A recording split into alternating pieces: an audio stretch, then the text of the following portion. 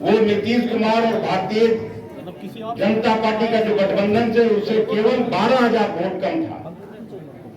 और केवल हम लोगों के सभी फ्रंटल ऑर्गेनाइजेशन के लोग, महिला कांग्रेस के लोग ठीक ढंग से अगर अभी से काम में जुट जाएं तो मैं कोई कारण नहीं देखता कि आज जहां हम लोगों की विधानसभा में संख्या 19 है उसको हम 40-50 नहीं पहुंचा सकते हैं।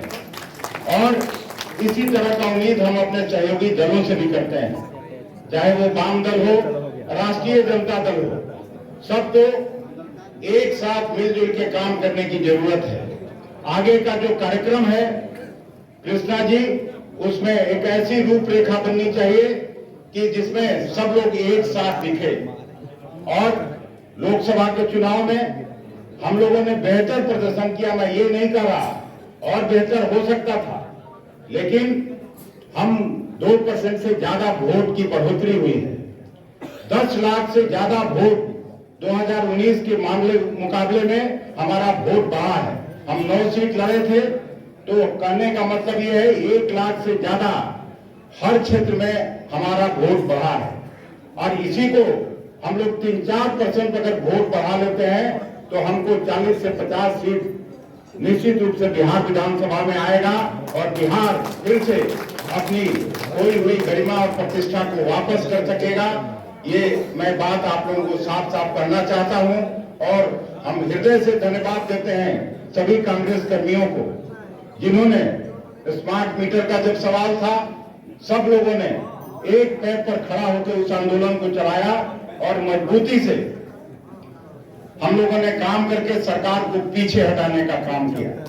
लॉ एंड ऑर्डर पर यूथ कांग्रेस के साथियों को भी मैं दिल से धन्यवाद देता हूं, जिन्होंने विधानसभा घेराव करने का काम किया।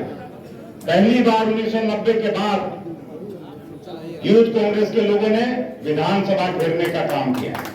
और यहाँ जब कभी भी हम अपने को खुशकिस्मत मानते हैं, बिहार कांग्रेस अपने को खुशकिस्मत मानता है कि हम जब से हमको अध्यक्षता मिली, राहुल जी का लगातार दौरा होते रहा, लेकिन आप उनके सहयोगी के रूप में यहाँ काम करने आए हैं। हम आपसे भी ये उम्मीद करते हैं कि यहाँ राहुल जी का, प्रियंका जी का और खड़गे जी का कार्यक्रम लगातार चले।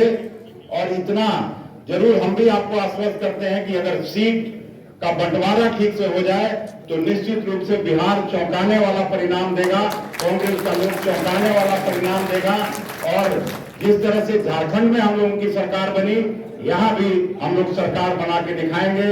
पुनः इस ऐतिहासिक सदाकत आश्रम में सभी कांग्रेस कर्मियों की तरफ से आपका फिर से हृदय से स्वागत और अभिनंदन करते हैं और उम्मीद करते हैं कि जिस तरह से आपने जो गुजरात में काम किया, उसी तरह से यहाँ काम करके सब लोगों को एकजुट करके और इस रणनीति पर चलते हुए बिहार कांग्रेस में बदलाव लाएंगे और बिहार के अहंकारी सत्ता को दूर करेंगे।